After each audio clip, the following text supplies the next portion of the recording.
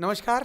आज बात करेंगे एक ऐसी समस्या की जिस समस्या के अंतर्गत व्यक्ति सारी जिंदगी घूमता है। तो उनमें से दो ऐसे सब्जेक्ट हैं जिनके आसपास व्यक्ति घूमता है लेकिन जिनकी चर्चा नहीं करता। उनमें से एक है अर्थ और दूसरा है सेक्स। धन और सेक्स दोनों के आसपास घूमता है लेकिन इन दोनों की खुलकर चर्चा करने से बचता है। तो आज बात करेंगे हम अर्ली इजैकुलेशन की, यानी शीघ्र पतन की। क्यों होता है इस प्रकार का कि एक पुरुष यानी पति पत्नी जब अपने साथी के साथ सेक्स के दौरान जब पुरुष साथी से जल्दी स्खलित हो जाता है, कमजोर हो जाता है, इसको हम शीघ्र पतन बोलते हैं। और इतना ही नहीं, इसके कारण व्यक्ति के न केवल मानसिक आघात होता है उसके बारे में, बल्कि आपसी रिलेशंस भी कमजोर होना शुरू हो जाते हैं। ऐसा महत्वपूर्ण टॉपिक जिसके अंदर व्यक्ति के अपने पारिवारिक संबंधों पर असर पड़ता हो, मित्रता के संबंधों पर असर पड़ता हो, इसकी अपनी दैनिक जिंदगी के ऊपर असर पड़ता हो, और यह आज के समय पर छोटा परसेंटेज नहीं है, बहुत बड़ी तादाद में जो शीघ्र पतन के दवाइयाँ देते हैं, युवा वहाँ जाकर अपने परामर्श लेते हैं और वहाँ से औषधि, महंगी महंगी औषधियों का प्रयोग करते हैं।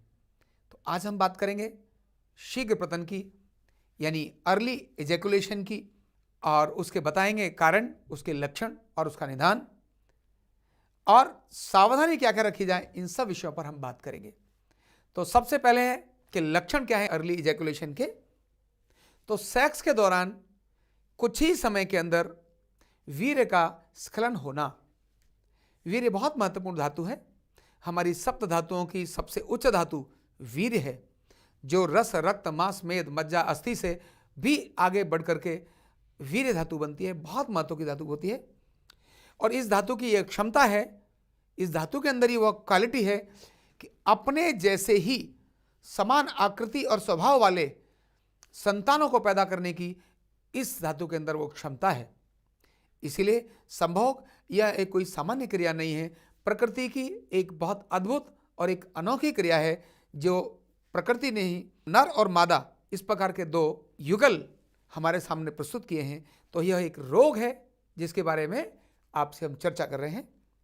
तो अर्ली इजैकुलेशन, शीघ्र पतन, सेक्स के दौरान, हस्तमैथुन के दौरान भी इस प्रकार की स्थितियां देखने को मिलती हैं। युवा है और उसने जैसे हस्तमैथुन किया कुछ ही सेकंड में और उसका पतन हो गया, यही इसका लक्षण है। और इसके कारण क्या बनते हैं, इस पर हम चर्चा करें तो अनेक सारे कारण हैं जो अर्ली इजैकुलेशन का कारण बनते हैं, जिनमें से एक है, सबसे पहला है व्यक्ति का मानसिक कारण। अगर व्यक्ति तनाव में आता है तब भी अर्ली इजैकुलेशन हो जाता है।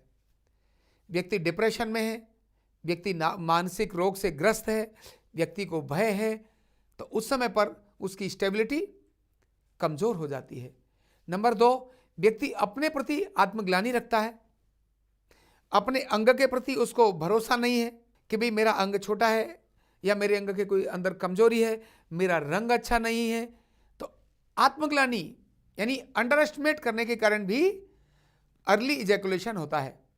और फिर होता है जिन लोगों को अधिक कामुक साहित्य जिन्होंने पढ़ा हो या जिनकी पढ़ने की आदत हो, तो उनके विचारों के अंदर कामुक भावना बहुत जल्दी आ जाती है और ऐसा आने से वो तुरंत स्खलित हो जाते हैं।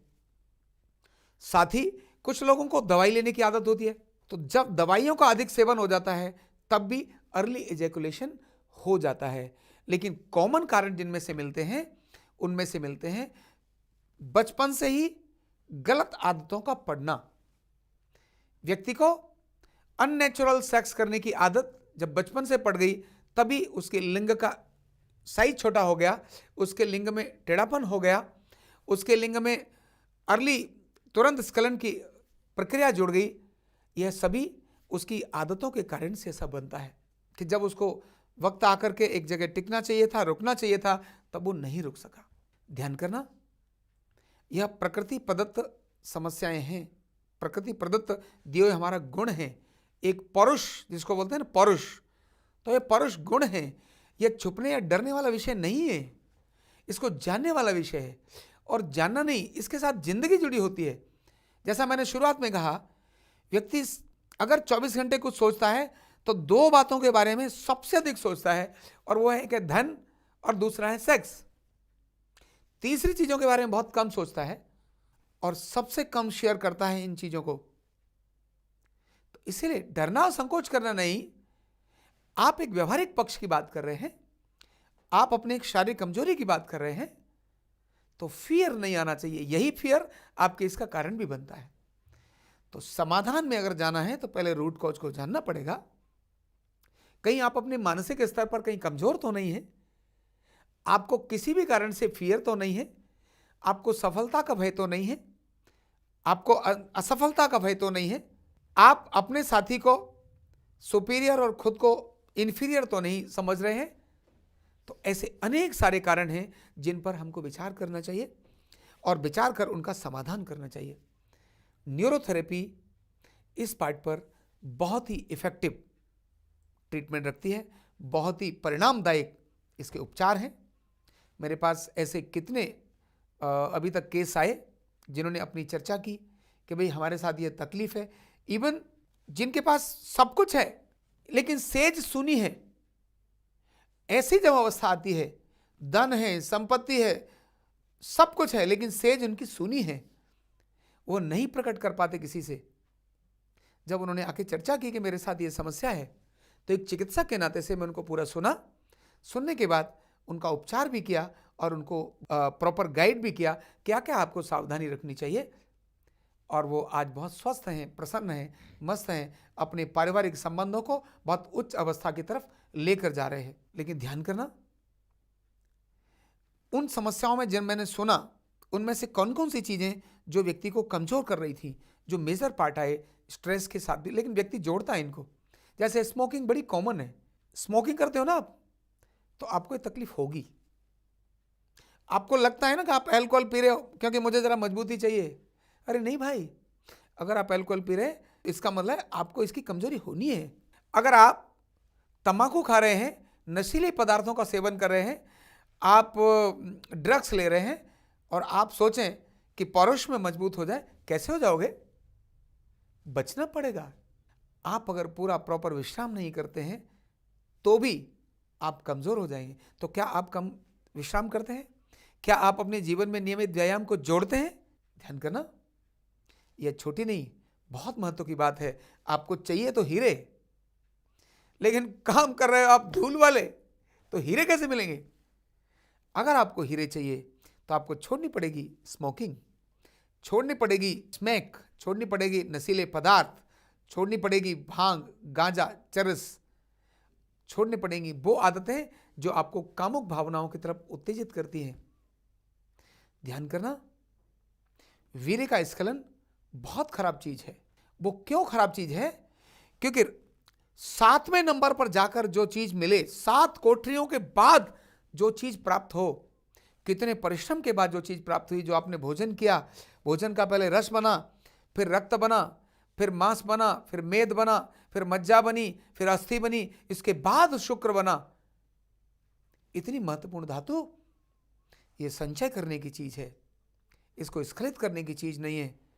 आपकी छोटी सी गलती, आपकी छोटी सी कमजोरी इतनी महत्वपूर्ण चीज को ध्वस्त करती है।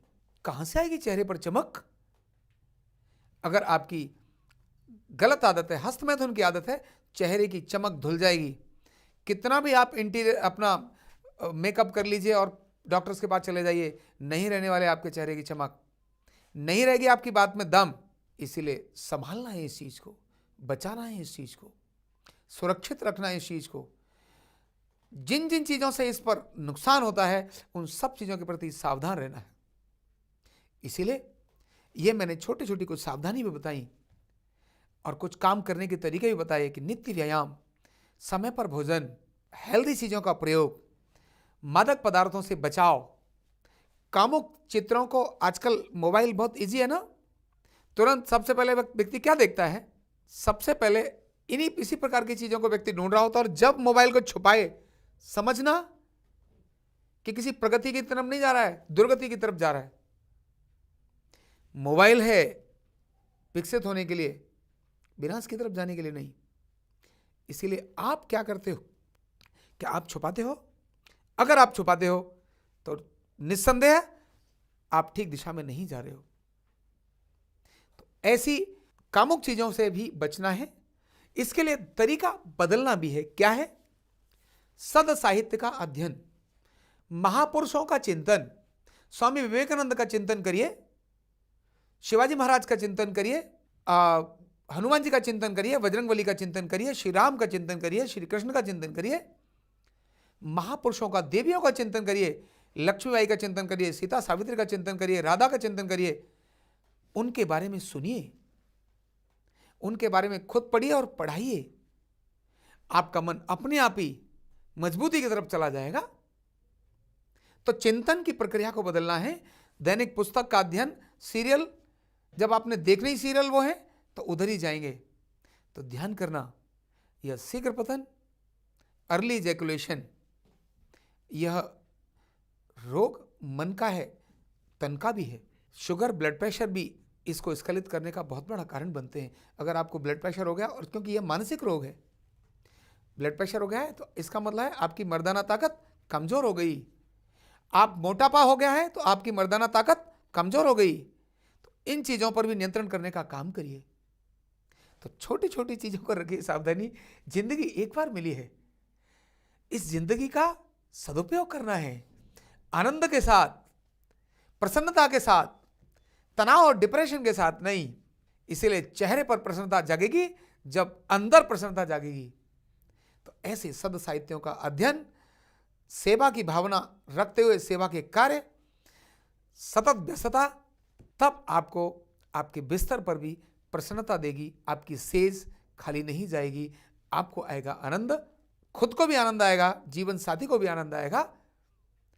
फिर नहीं होगा परिवार के अंदर विघटन। बहुत बड़ी तादाद में संबंध विच्छेद का कारण यही है। सेक्स ही संबंध विच्छेद का कारण है, अनसेटिस्फैक्शन ही संबंध विच्छेद का कारण है। इस पर काम करने के लिए बहुत आवश्यकता है। तो समझ, मतलब इसलिए छुपना, डरना, भयभीत होना नहीं, समझना, जागृत होना, जानना और उस पर प्रयत्न करना। तो महत्व का विषय मैंने आपके साथ शेयर किया है। आरोग्यपीठ चाहती है कि समाज के अंदर सब प्रकार से सुखी और समृद्धि हो। तो कैसे समृद्धि आएगी जब तक पूर्णता को प्राप्त नहीं होंगे? तो आओ अब न्यूरोथेरेपी के द्वारा क्या ट्रीटमेंट है इसके बारे में भी हम जान लेते हैं कि अर्ली इजैकुलेशन का न्यूरोथेरेपी में क्या ट्रीटमेंट है। आओ देखते हैं क्या है treatment.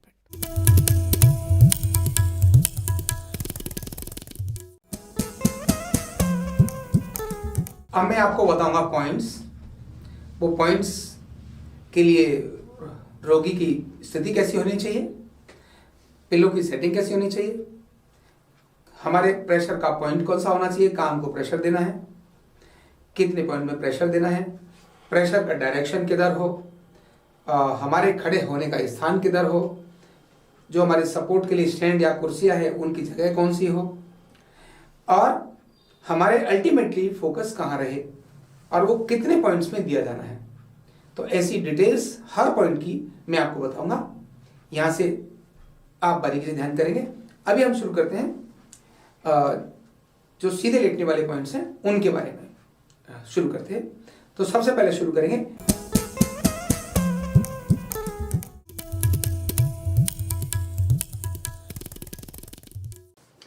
Point number N3। N3 में तकिया दोनों जंघाओं के नीचे एक पिलो लगाना और सेट करना।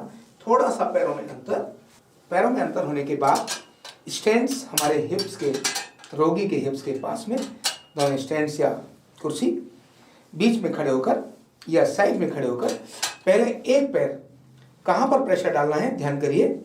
तो N3 है जो हमारा ये जॉइंट है, यहाँ से ये जॉइंट है थाई जॉइंट, यहाँ पर हमारा पैर, इधर वाला पैर इधर आएगा और इधर वाला पैर इधर जाएगा। ये जगह हमारे दोनों पैरों की होगी, मतलब हमारे पैर का एक हिस्सा इधर स्पर्श करेगा और बाकी पैर थाइस पर रहेगा। कैसे है अब आप देखिए, यहाँ देखिए दोनों पंजे साइड में खुले रहेंगे। अगर पंजे अंदर हैं तो दर्द का कारण होंगे। पूरा शरीर रिलैक्स, दोनों हाथ ऊपर की दिशा में। हमने अपने को एक पैर रखा, अभी अपना संतुलन अपने ऊपर बनाया। दूसरा पैर रोगी के दूसरी जांघ पर रखा। हमारी एड़ियां मिली हुई होनी चाहिए, पंजे बाहर की तरफ, जो पेल्विक बोन है उसको स्पर्श करते हुए। अभी हमारा वजन नहीं डाला। यहां प्रेशर हल्का इनसाइड जाएगा, बाहर नहीं, सीधा भी नहीं, थोड़ा सा ये इनसाइड, ऐसे। यानी ये हमारा प्रेशर ऐसे हमने डाला। और प्रेशर से रिलीज करने का तरीका क्या होगा? हल्का सा घुटने मोड़ने और वजन अपने स्टैंड्स पर, और हल्का ऐसा। यहाँ पैर उठा भी सकते हैं, लेकिन शरीर से छोड़ने नहीं है। ये क्रम है हमारा। अब मैं शुरू करता हूँ। ये 1 2 3 4 5 6, एक हो गया। तुरंत बाद 1 2 3 4 5 6, फिर यहीं से 1, ये तीसरी बार दे रहा हूँ, 4 5 6, और यही काम मैंने किया यहाँ 1 2 3 4 5 6, और यही मैंने किया यहाँ छठी बार 1 2 3 4 5 6, यही सातवीं बार। और सीधा होना चाहिए, एकदम सीधे, इस प्रकार से रहना बहुत जरूरी है। और फिर आठवीं बार प्रेशर डाला 1 2 3 4 5 6, और तुरंत वजन अपना लिया और धीरे से पैर साइड किया और उतर गए। ये था पॉइंट N3। पॉइंट OV3, हाथों की पोजीशन। ये जो पहले हमारे तकिए हैं, दोनों पिलो हमने इस तरह से लगाए। ध्यान रखना, बाल हाथों की सहायता से नीचे कर देने चाहिए। दोनों हाथ OB1 और OB2 की तरह से रखना। दोनों हाथ एक से दूसरे ऊपर स्पर्श करेंगे। यहाँ से ये 90 डिग्री पर आएगा। ध्यान रखना, ये दोनों हाथ आपस में टच करने चाहिए, स्पर्श करने चाहिए। हमारे पॉइंट देने का प्रेशर और खड़े होने का तरीका, बालों को ध्यान में रखते हुए अपने पैर को अंदर जमाना, बाल दबाव में न आए। एक दूसरा पैर हमारा यही आएगा और इस तरह से खड़े होंगे। और अब प्रेशर शुरू करते हैं, स्टार्ट करते हैं। 2 3 4 5 6, मिडिल पॉइंट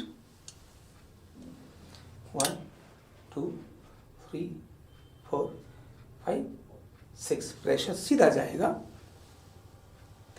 1 2 3 4 5 6, उतरने का तरीका, एड़ी पर वजन लिया, एक पैर नीचे रखा, दूसरा पैर नीचे रखा और साइड में हो गए। ये था OB3।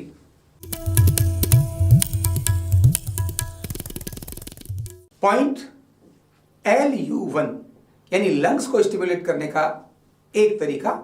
लेकिन शुरुआत कहां से करनी है? लेफ्ट साइड से शुरू करनी है।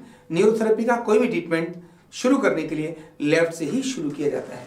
तो ये LU1 लेफ्ट और राइट दोनों ही लंग्स के लिए है। देखिए कैसे।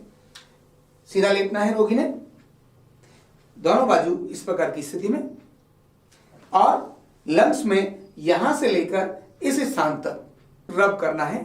मैंने इस कपड़े को हल्का यहां पकड़ा, सलबट नहीं आनी चाहिए। 1 2 3 4 5 6 7 8 9 10 11 12, ऊपर से नीचे 1 2 3 4 5 6 7 8 9 10 11 12। तो ये था LU1।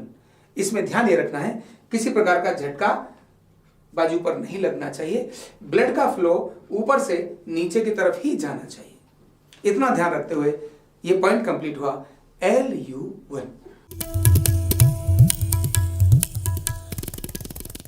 पॉइंट का नाम है SPN3। कैसे करते हैं देखते हैं। रोगी को इसी प्रकार उल्टा लेटाया और लिटाने के बाद चेस्ट के नीचे 1.5 पिलो सेट करना। पहले एक पिलो लगाना, उसके बाद उसके ऊपर हाफ को ओवरलैप करते हुए दूसरा पिलो लगाना, और जो अगले वाला हाफ है जो नीचे की तरफ है उस पर चिन रखना, शोल्डर इसीलिए जिससे कि रोगी रिलैक्स रूप से लेट सके। इसके बाद कपड़े को इस तरह पकड़ लेना। क्यों पकड़वाना? टाइट पकड़ना है, जिससे कि जब हम यहाँ खींचें तो कपड़ा नीचे निकल कर नहीं आना चाहिए।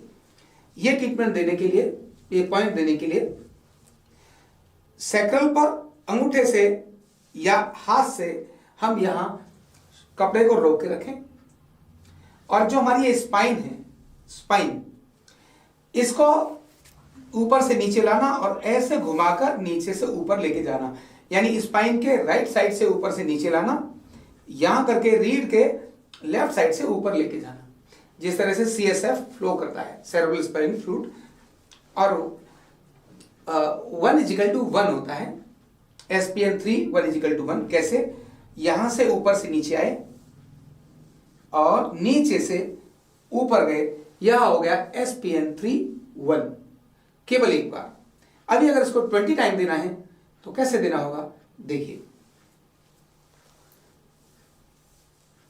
1 2 3 4 5 6 7 8 9 10 11 12 13 14 15 16 17 18 19 एंड 20।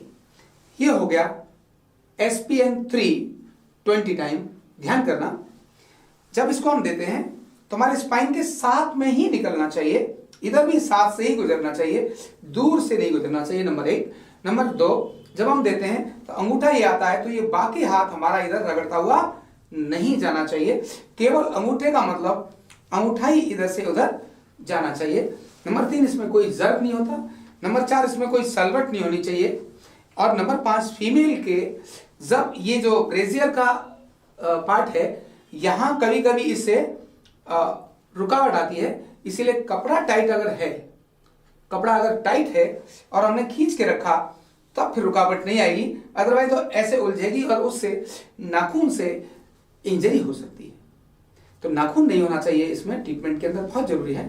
कोई बहुत प्रेशर नहीं देना चाहिए, झटका नहीं मारना चाहिए, किसी प्रकार की कोई चोट न लगे, इसका ध्यान रखना है। तो ये था पॉइंट SPN3। तो इस प्रकार आरोग्य पीठ के साथ हम सभी कदम से कदम मिलाकर आगे बढ़े, जिंदगी को आनंद से जिएं, प्रसन्नता के साथ जिएं, एक एक पल आनंद के साथ जिएं, वह पल कहीं का भी हो। इसलिए आप सभी से आह्वान के साथ मैं यहीं पर अपनी वाणी को विराम दूंगा। बहुत बहुत धन्यवाद।